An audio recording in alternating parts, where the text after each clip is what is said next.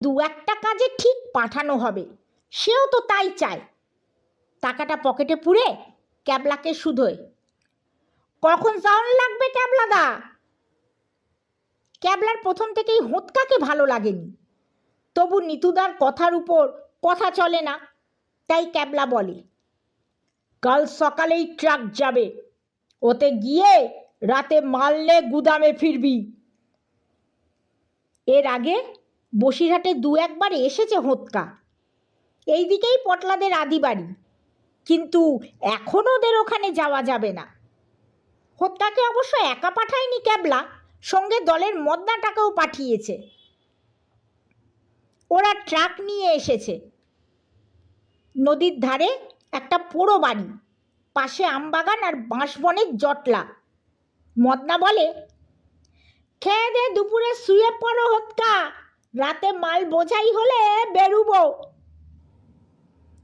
গুদামের চেহারা দেখে একটু ঘাবড়েই গেছে হোঁতকা।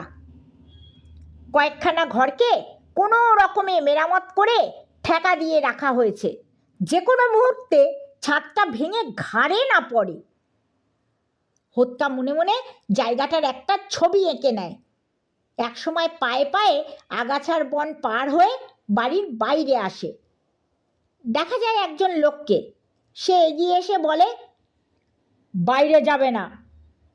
অর্থাৎ তার বাইরে যাওয়ারও হুকুম নেই। রাত্রি নামতে দেরি হয় না। হোঁতকা বেশ বুঝতে পারে এদের কর্মব্যস্ততা হঠাৎ বেড়ে ওঠে।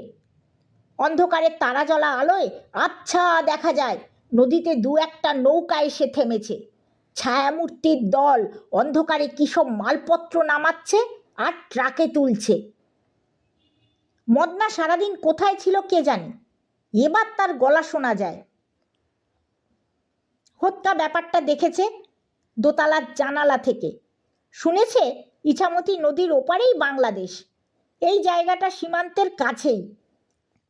রাতের অন্ধকারে আসা নৌকোগুলোয় নিশ্চয়ই ওদেশ থেকে আনা বেআইনি মালপত্র থাকে।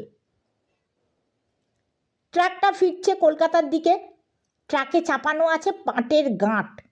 নিশ্চয়ই এই গাঁটের মধ্যে কৌশল করে মূল্যবান বিদেশি জিনিস পাচার করা হচ্ছে। নিতু মিত্তিরের আসল ব্যবসার খবর পেয়েছে এবার হোঁতকা। লুকিয়ে সস্তায় বিদেশি জিনিস এনে নিতু মিত্তির তার লাভের পুঁজি বাড়াচ্ছে আর মুখে দেশপ্রেমের বকুনি দিচ্ছে। নিরাপদে এত মালপত্র এসে পৌঁছতে দেখে খুশি হয়ে নিতু